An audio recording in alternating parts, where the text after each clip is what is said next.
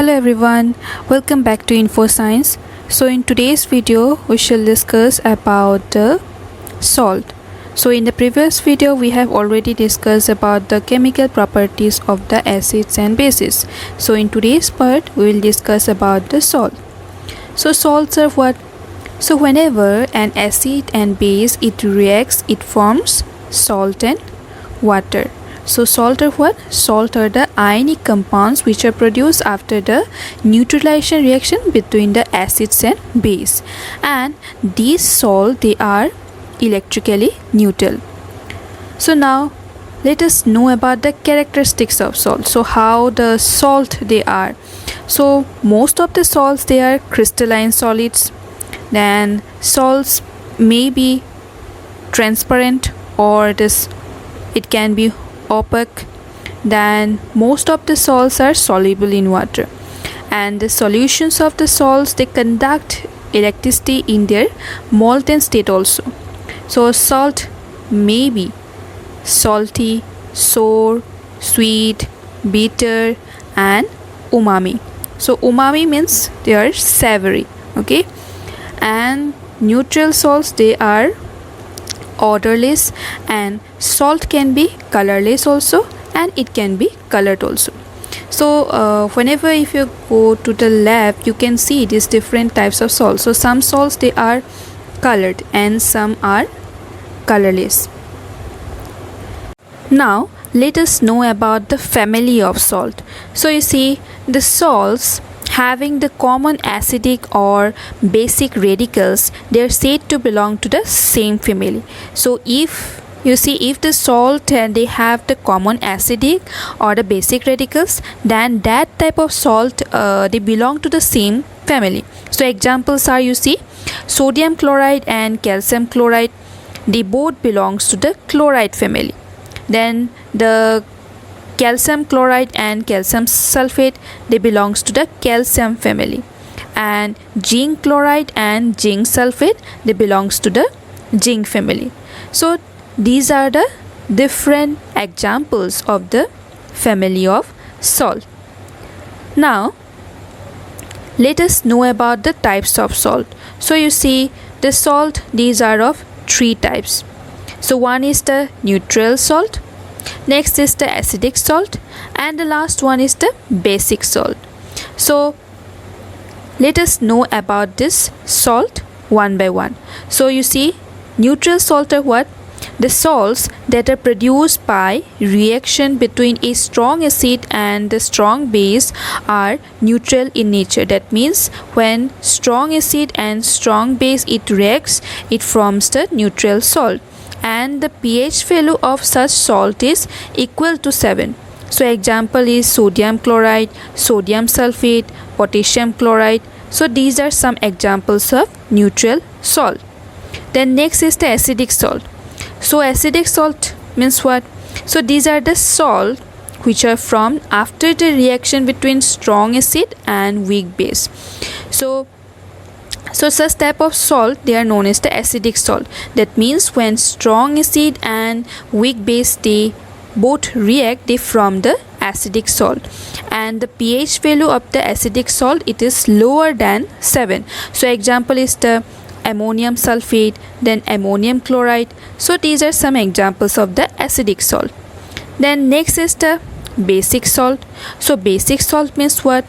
The salts which are formed after the reaction between a weak acid and strong base, they are known as the basic salt. That means when weak acid and strong base they both react, then it forms the basic salt, and the pH value of the basic salt is more than 7.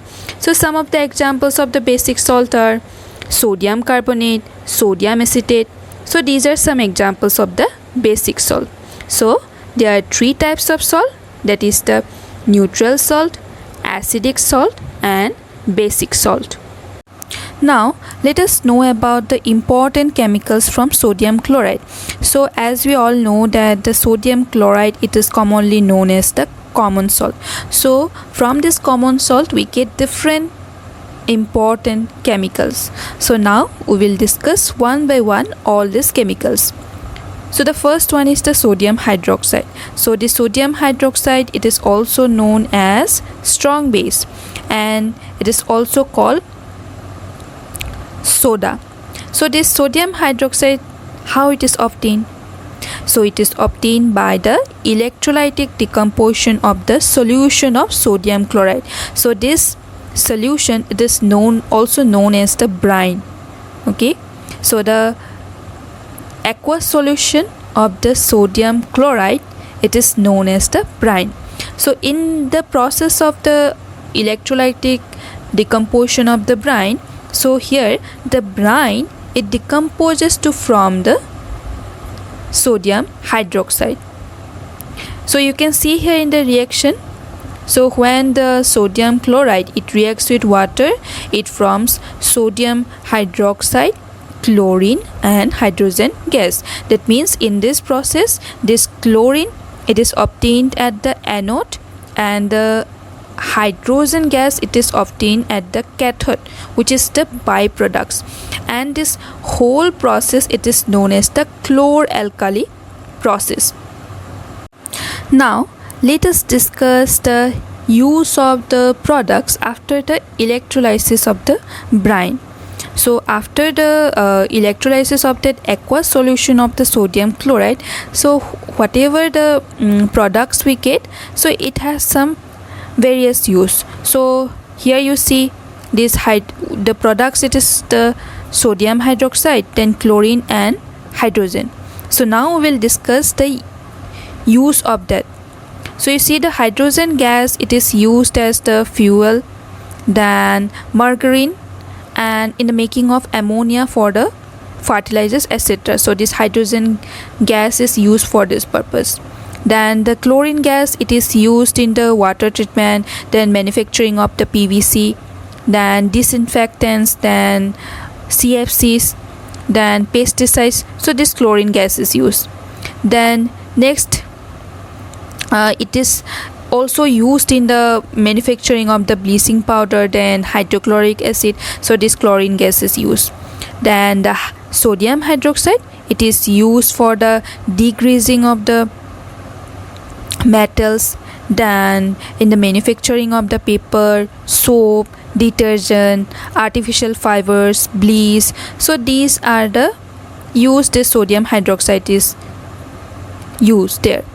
So these are the use of the products after the electrolysis of the brine. Now let us know about the bleaching powder. So this bleaching powder, what it is?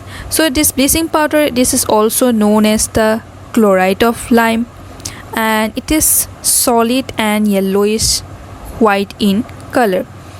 And even this bleaching powder can be easily identified with the strong smell of chlorine. So whenever you all use the bleaching powder, as this is a disinfectant, okay, we use it as disinfectant. So whenever you open the packet of the bleaching powder, when you get the smell, you can understand, because it has a very strong smell of chlorine.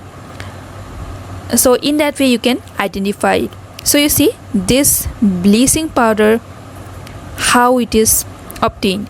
So here, when calcium hydroxide, that is the slag lime, it reacts with the chlorine and it gives the calcium oxychloride, and that calcium oxychloride, it is known as the bleaching powder. And here with the bleaching powder, the water is also formed. So you can see here the reaction. So when the slag lime, that is the calcium hydroxide, it reacts with the chlorine, then it forms what? That is the calcium oxychloride. So this calcium oxychloride is also known as the bleaching powder, and it forms the water. So this aqueous solution of the bleaching powder, it is basic in nature. Now let us know about the uses of this bleaching powder. So as the main use, I have already said that it is used as the disinfectant. So disinfectant to clean the water, then weed killers, etc. Then the bleaching powder, it is also used for bleaching of the cotton in the textile industries, then in the bleaching of the wood pulp in the paper industries. Then this bleaching powder is also used as the oxidizing agent in many industries such as the textile industry, then paper industry. So these are the different uses of the bleaching powder. Now let us know about the baking soda. So this baking soda, it is also an important product that is obtained by using the byproducts of the chloralkali process. So as we all know that the byproducts of the chloralkali process are what? They are the hydrogen, chlorine and sodium hydroxide. So from that byproducts this baking soda is obtained. So the chemical name of the baking soda, it is known as what? It is known as the sodium hydrogen carbonate or sodium bicarbonate. And this baking soda is also known by some other names, that is the bread soda, cooking soda. Now let us know how this baking soda is obtained. So this baking soda, it is obtained by the reaction of the brine.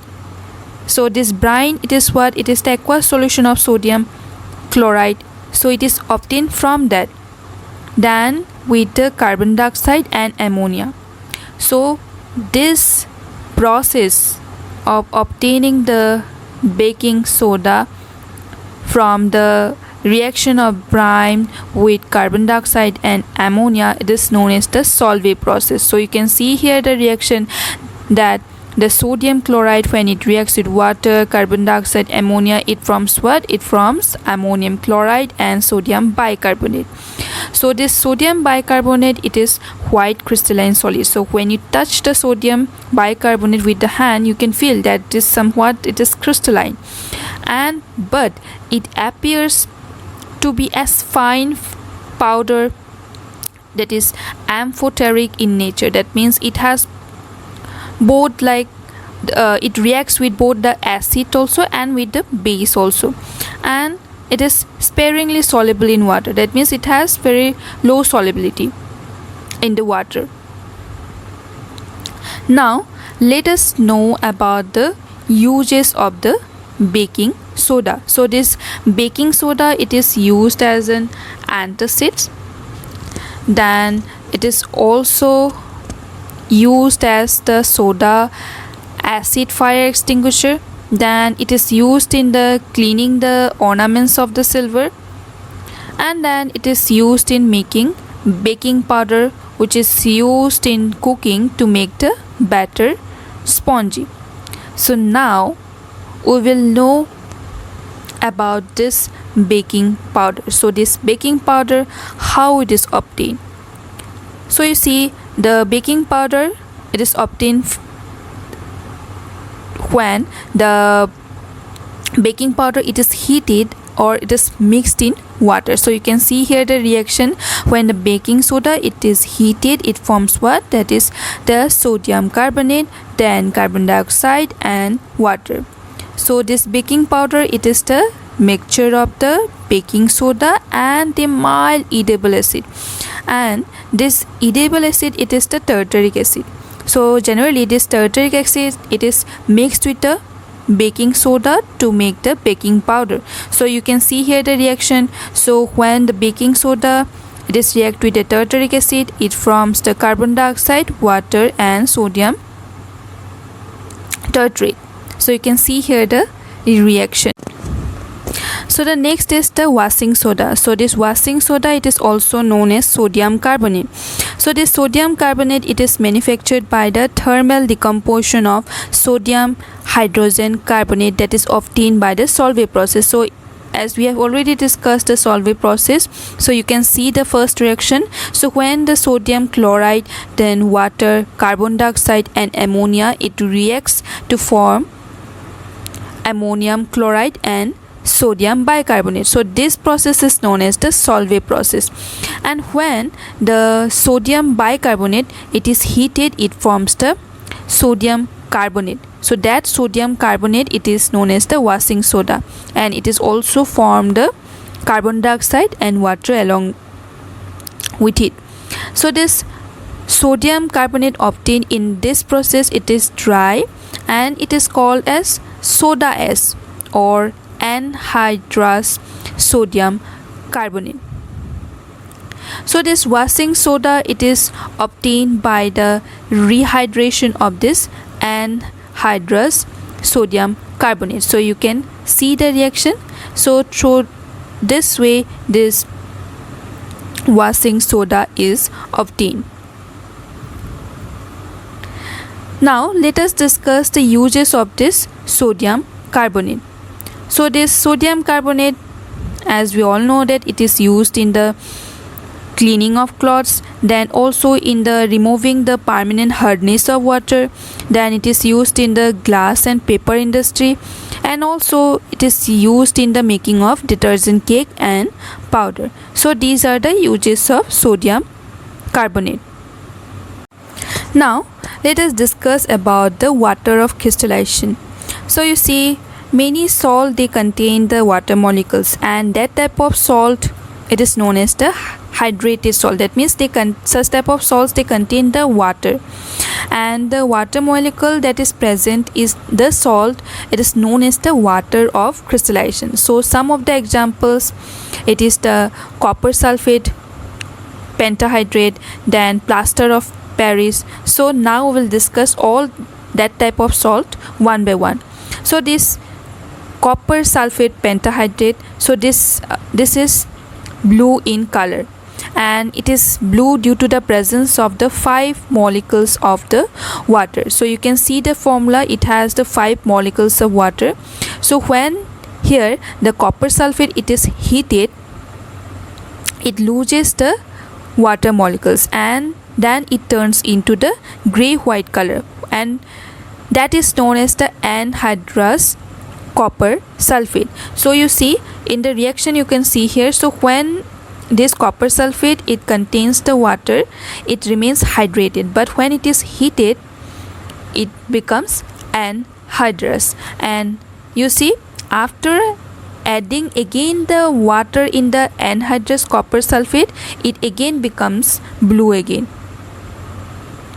So this is the property of the water of crystallization. That means when the hydrated salt, it is heated, it forms anhydrous, and when this anhydrous salt, the water is added, again it becomes hydrated. Now the next salt is the plaster of Paris. So this plaster of Paris also, this shows the water of crystallization. So here the formula you can see here, and the chemical formula, it is known as the calcium sulfate hemihydrate. So this salt, it is prepared from the gypsum. So you see it, when this gypsum, it is heated at 373 Kelvin, it loses the water molecules, and it becomes the calcium sulfate hemihydrate, and this is called the plaster of Paris. So when the water is added again, it again changes to gypsum once again. So you can see here the reaction. So when the plaster of Paris, it is added the water, it again forms the gypsum. So this plaster of Paris, it has some uses. So this white powder, it is somewhat white powder, and that is used in making the statues. So these statues which you see, these statues, they are made from the plaster of Paris, and also it is used for the joining the fractured bones. So whenever you get fractures, so this plaster of Paris is used for joining your fractured bones, and also it is used to decorate the ceilings. So this is all about the water of crystallization. So in today's part, we have discussed about the different salt, then the types of salt, and also the important chemicals that is obtained from the sodium chloride, and at last about the water of crystallization.